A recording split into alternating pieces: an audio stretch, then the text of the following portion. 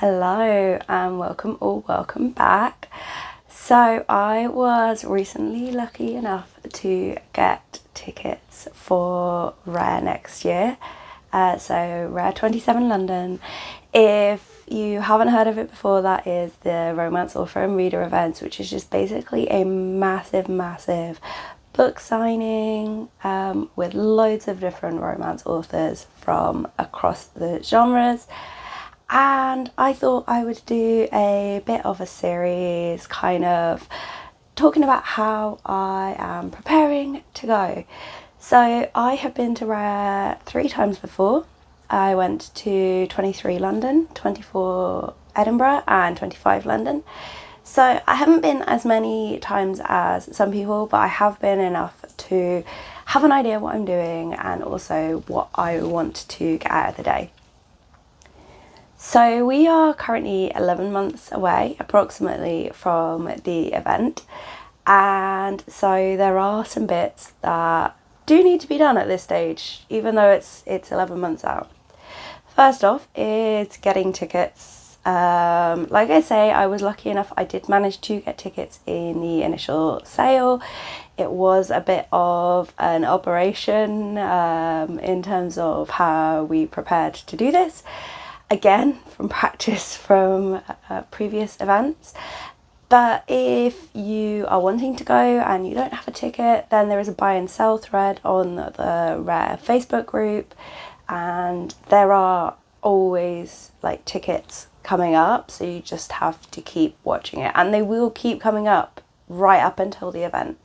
So there is that option to get a ticket if you don't have one already. It is just a little bit hard because it's a very popular event. Once you have got a ticket, then the big one to organise is travel and accommodation if it is needed. Now for me, I will be getting the train into London, but I will be staying over because it is about like 2.5 hours, 3 hours of travel to get to the venue. I have been lucky enough to get an early entry ticket as well.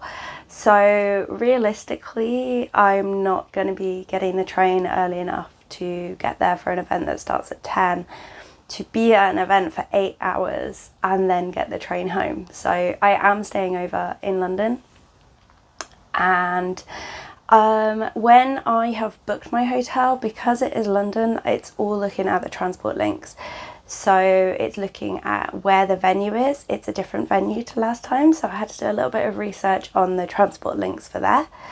And it's saying, right, what are the places I can stay that are going to be easy to get to and from that venue. The hardest bit of travelling is always back to the hotel after the event. Once you're kind of travelling to go home the next day, you can repack into a suitcase, you can do all of that. But travelling back from the event, you're likely to have a very full book trolley, potentially some tote bags, things like that, with extra things that you've balanced on top. And generally you're going to be tired and you will have stuff all over the place. So it's making sure that that journey is easy. Where you stay within London, it doesn't really matter. Obviously, you know, price points for you, that's a personal thing. But for me, that is what I look at, is kind of the transport links and how easy is it going to be to get to my hotel room when I'm stumbling out of RARE with all of my stuff. In terms of travel, because I am getting the train, I can't book my trains until a few months before. So from that side, I don't have anything else to do in terms of logistics at this point. So then the other important thing that I would definitely do at this point is read the attendee pack. There is a PDF document. It got emailed out to all attendees, but it's also available linked from the Facebook group. And it has so much information about the day. It talks about timings, it talks about what is a wristband author, it, you know, talks about what you can and can't take into the signing, like what it's all about, things like that. it has just got so much information, and it is really worth reading and then reading again and then referencing. If you've got any questions, it is almost certainly that the answer will be in there. And if the answer isn't in there, it will definitely be in the Facebook group. So if you don't have a Facebook account, but you are going to RARE, get a Facebook account just to go in the group for London, because that is where all the information is. There are so many featured posts with information about, you know, what information is available now, when other information will be available, which authors are there, the genres that the authors write, who is likely to be a wristband author, all this stuff, it is all there. You can also, you know, search the group, see what different authors are saying. There is just an absolute load of information. So it's definitely worth going in. And I would say make sure to read what is there before you ask questions, because chances are someone has already asked and it has been answered, or it might be kind of in the featured posts, things like that. So there is so much information out there, just make sure that you make the most of it. Now, particularly once you are in that Facebook group and you are in the realms of it, a really important thing to do at this stage is set yourself a rough budget for the event. We are 11 months out, which means you do have a little bit of time to manage your money from this point. If it is financially possible for you to put a little bit aside every month for when you're starting to do pre-orders or for potentially on-the-day purchases. But it is very personal to you as the budget. You can go to RARE and spend no money after you walk in the doors and have a fantastic time. You could go with your little signing book, you can get the authors to sign things, pick up some free swag, have an absolute blast, get your photos, everything like that, and it will be a great, great day. That is absolutely fine. You could also, you know, get a few pre-orders, maybe pick up a few impulse buys on the day. If there's any vendors, go see them. And, you know, if that is what works for your budget, great. There will be people who this is their main thing that they spend their money on. This is their big holiday of the year. This is their big financial splurge. So you will see people talking about pre-orders who are spending £1,000 plus on their pre-orders. Now, for me, that isn't something that I would allocate in my budget. For them, it is fine. But the important thing is don't see that someone else is doing that and think that you have to do the same. Be really honest with yourself at this stage. How much can you afford to spend? Because you want to go away from this event with amazing memories of the time that you had, not a lot of resent and debt. So just be really honest with yourself and be prepared to accept that there will almost certainly be someone who is spending more money than you. So it's just worth having that thought now. Like I say, it gives you that little bit extra time to budget, maybe put a bit of money aside if that is affordable to you. But you do not have to spend any more money past your travel and ticket if you don't want to. And then the final but very, very important thing that I am doing at this stage is building a reading list. So there are currently, I think it's around 400 authors on the list for going to London next year, which is a bonkers number of authors. And it's fantastic because it means there are people for everyone. Now, life happens. Some of those authors are going to drop out. And yes, we all have the ones that we're keeping our fingers crossed.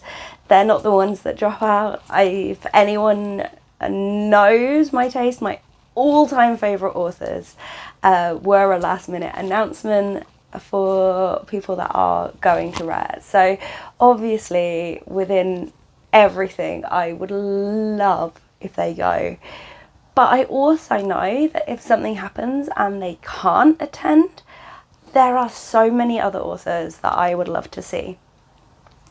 So on the Facebook group, not only are there lists of the authors, but in the pinned or featured posts, there is a spreadsheet of authors by genre. It also includes rep in there as well, so like Sapphic and Achillean books, things like that. So you can filter those lists and build yourself a bit of a reading list. So the way that I tend to approach this is I'll kind of go through and I'll pick out authors that I have already read. I'll pick out authors that are already on my TBR. So S.A. McLean is a good example of that. The Phoenix Keeper has been on my TBR for far too long. And then I will go through genres and things that I am particularly interested in. So for me, that's going to be looking at the paranormal romance, it's going to be looking at the fantasy romance, and then it's also going to be looking at any Sapphic authors as well. And then from that, I'm just going to build myself a reading list. Am I going to read every author that I intend to in the next 11 months? Probably not. Although last time I actually did pretty well with the list that I set myself. So who knows? But it just gives me an idea. The other thing that I will do is keep an eye on things that people are talking about in the Facebook group. So if a book looks good, great. I'll try it. There's also a challenge on Storygraph that's been set up with all the authors, and so I've been going through for some of the authors that I've read and loved and adding all of my favourite books to those prompts to help other people find books if they're looking in there. And similarly, I can use that to look at some of these authors and help me pick some books. But it's generally just a case of reading as many as possible, being open to new authors. So the author that I have read the most this year is Heather G. Harris. Now, she's not going to RARE next year, but she was at the last RARE London and I picked up one of her books just to try before that event, and I loved it. So then I ended up pre-ordering the 4 books in the first section of the series to buy at the event. And then I have just carried on reading. And yeah, this year it was like my binge read series for the start of the year. And she is an author that I might never have found if it wasn't for RARE, if it wasn't for being willing to try different authors and just see what worked for me and what didn't. You know, there's other authors that I've tried that haven't been for me. That's fine. I've tried, I've learnt that, and it's fantastic that the people who do love their books are able to see them at the event. But just really make sure that you are reading as wide as you can.